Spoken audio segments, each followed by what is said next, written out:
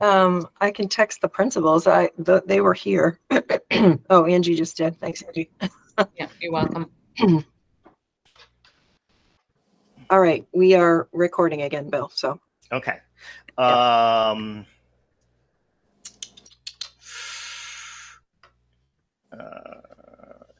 Can someone shout me some names that were here, and I will send Carrie, out a quick cool. email. You want me to email Carrie? Yes, thank you. And I apologize for this being done. Hopefully everyone now understands why I wanted to get that information out beforehand. Okay, so Larry, is Larry back yet? Did he leave? I don't think he left. That's fine. He didn't leave. Oh, I was gonna say he's gonna present the screen. Yeah.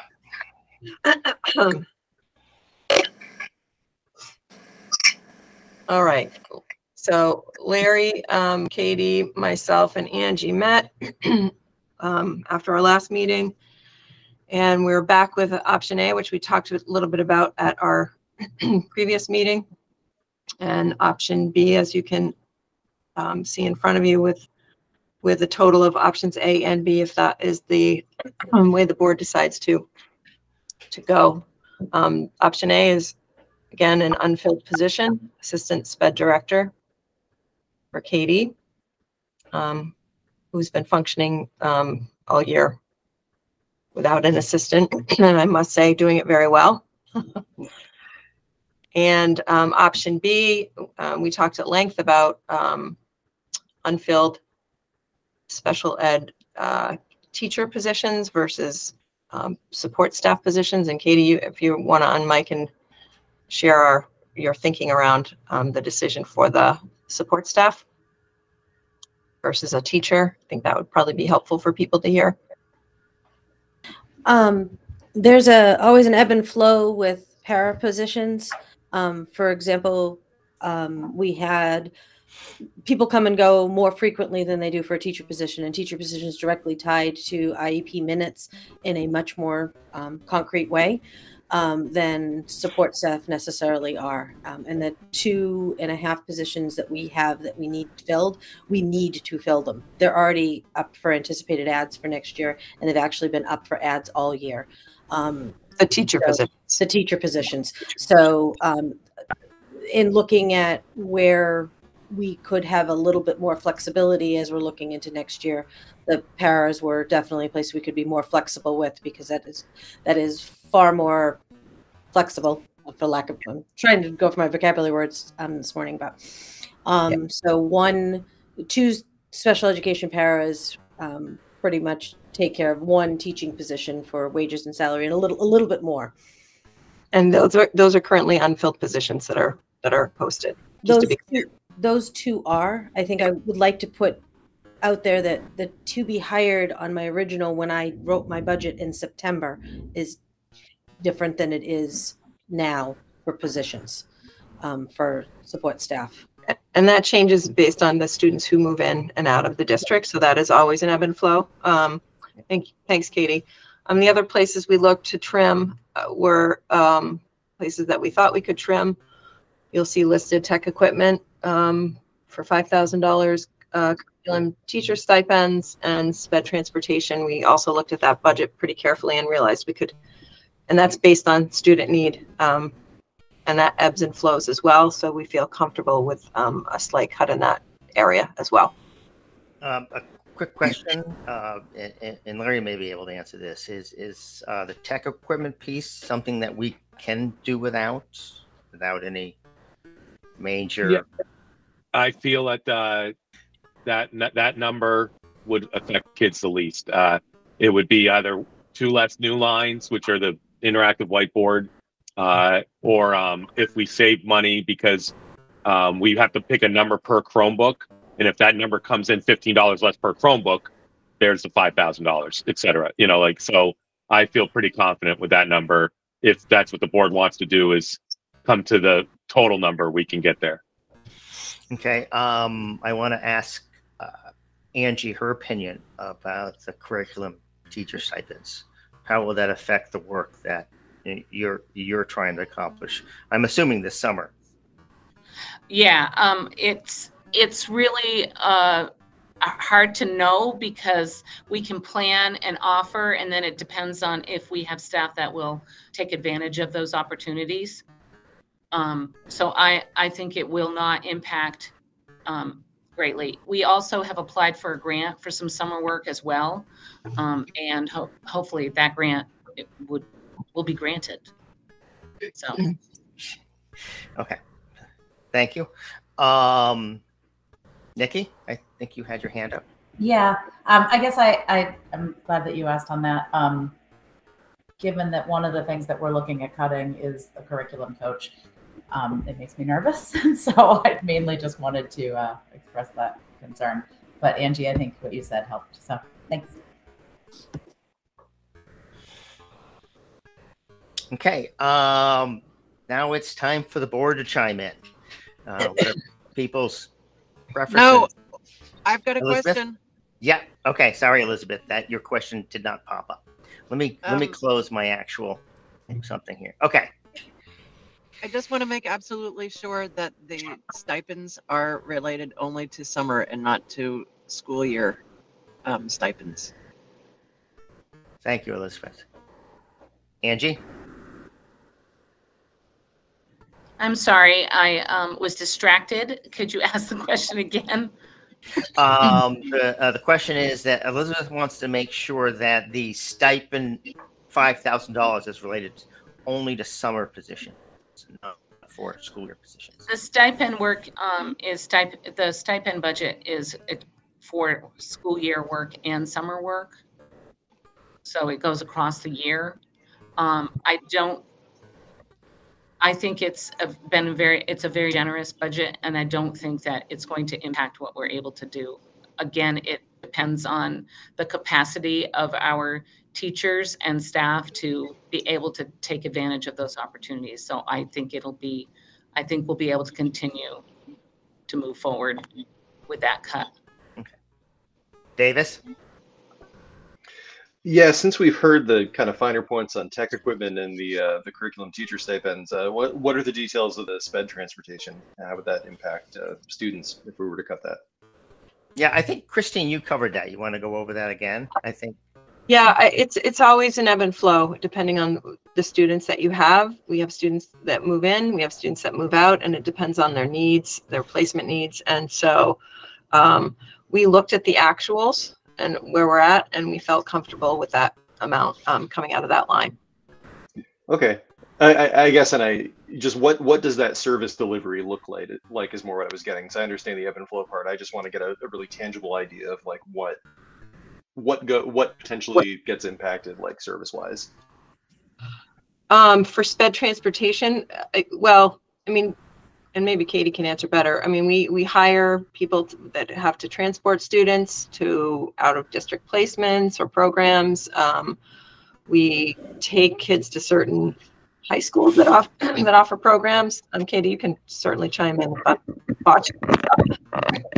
I'll let you breathe and take a trigger part. No, Christine's right. It's all tied to getting kids to and from their placements, and in how far they are away on cost. And it changes every year. So I don't, okay. We've had an overage every year a little bit. Last year was closer to it. So I don't anticipate it impacting any students. But it is tied directly to IEP transportation to placements.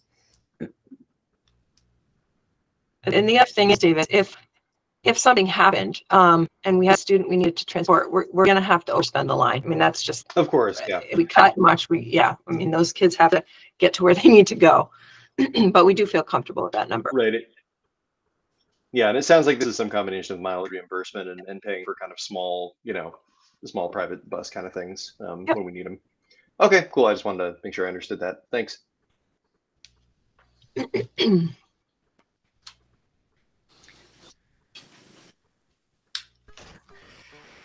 Okay. Thank you for the questions.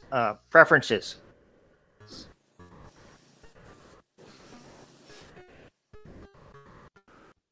We've got option A, option B, and option A and B. Anne Marie?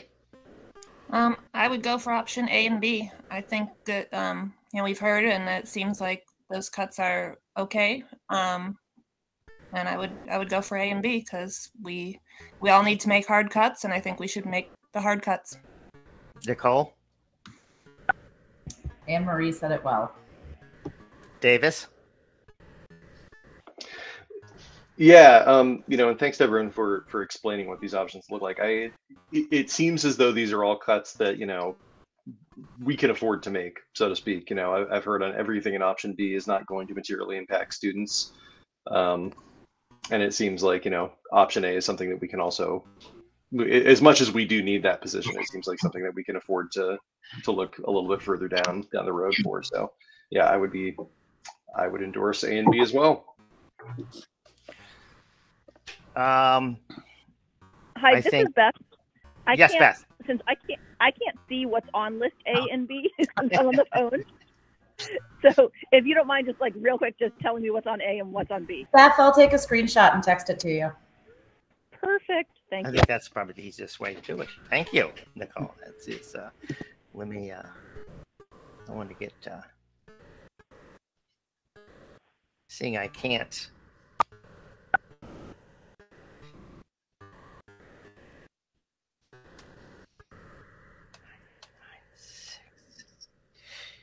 Anne Marie? I'd be willing to make a motion to. I'd like to give Beth a chance to look at it. But now that Nicole?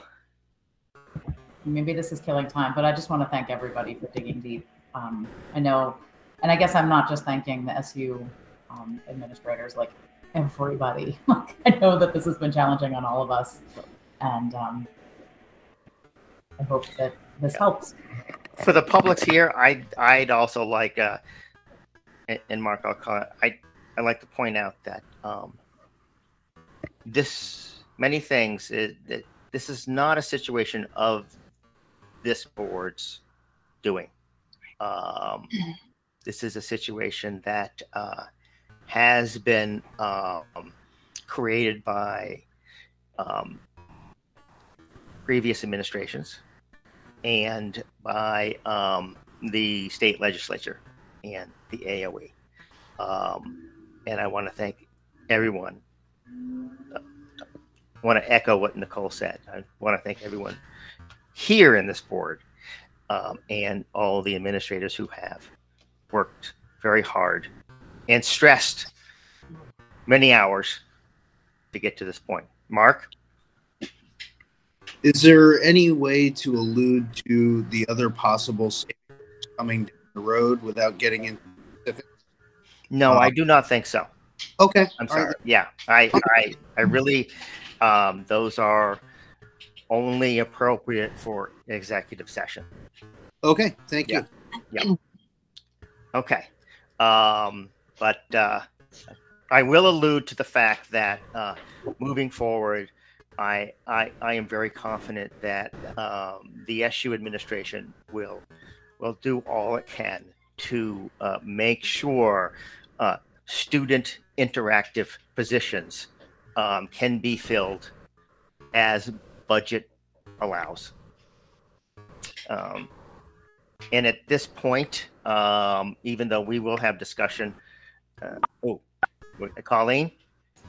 Hi, I just want to call out that the savings for Heartland's taxpayer is going to be about $20 for the year on a $100,000 house with this savings. Okay. We've been given a short stick from our government. Thank you, Colleen. Mark? Okay. I will take a motion. And I have that motion written down here. I will take a motion to approve a new FY25 SU budget of $12,996,867. So moved. Second. Okay, and any discussion? Okay. Nicole? Yeah, I guess mainly for the public that may view this video later. I know what Colleen said, that it saves $20 for a $100,000 house in Heartland. My hope is that communities all over the state are doing these same hard tasks. And if everyone in the state comes to the table and does this work, hopefully that'll help all of us. Yeah. Davis? Yeah, I want to add on to what Nikki said too. And I think this is something I said last night at our MASD meeting. But in addition to the cuts that we're making on our district and SU levels, bringing that yield up, the legislature has made it clear that they are going to also continue to work on ways to strengthen the yield. So I just think it's important for folks watching this to understand that the numbers as they apply to the current tax rate projections, that projection is all but certainly going to change in our favor over the next 6 months to a year. If that was not the case, I think that our decision-making process would look very different. Thank you, Davis. Anyone else? Beth, have you had a chance to look at Nicole's screenshot? Yes, thank you very much. All good. Okay. Any more discussion? Okay, I will take a vote, and I will do the best I can to hit everybody. Davis, how do you vote? Aye. Nicole? Aye. Beth? Aye. Anne Marie? Aye. Colleen? Nay. Excuse me, Colleen? No. Okay. Elizabeth? Aye. Jamie? Aye. Mark?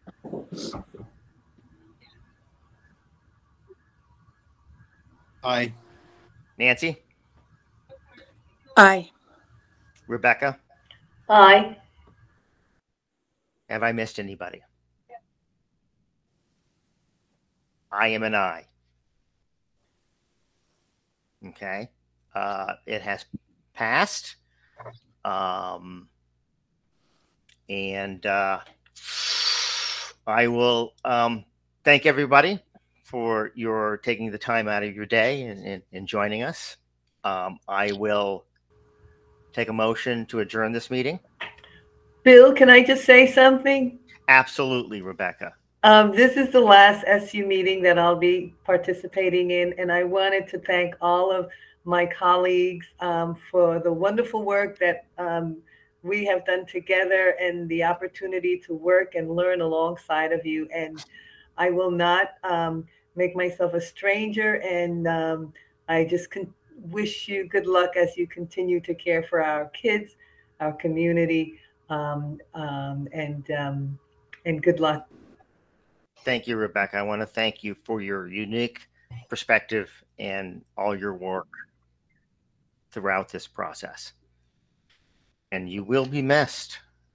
Colleen, the same with you. You will be missed. Nicole? Yeah, I just wanted to highlight that Colleen was on the budget committee and has worked really hard. I just want to thank her for that work. And Rebecca, you have brought a different lens to the table that I've really appreciated.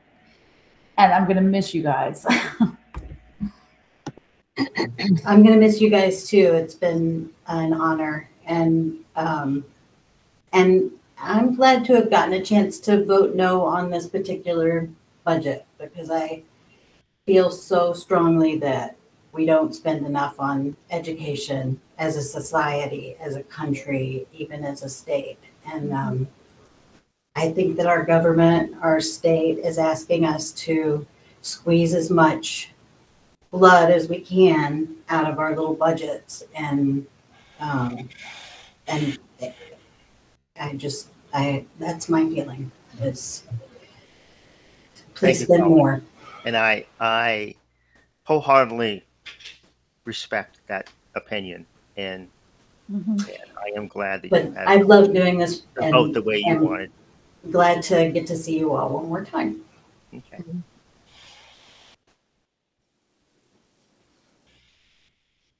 Well, before we all break down and cry, because yeah, I think the motion. Well, was there a motion? Was it seconded? I think. Okay. To close this meeting. All in favor of adjourning this meeting, please say aye. Aye. Aye. Thank you, and have a. Thanks, everybody. Hey, Thanks, you everybody everybody. for doing. Thank you. Thanks for doing this early in the morning.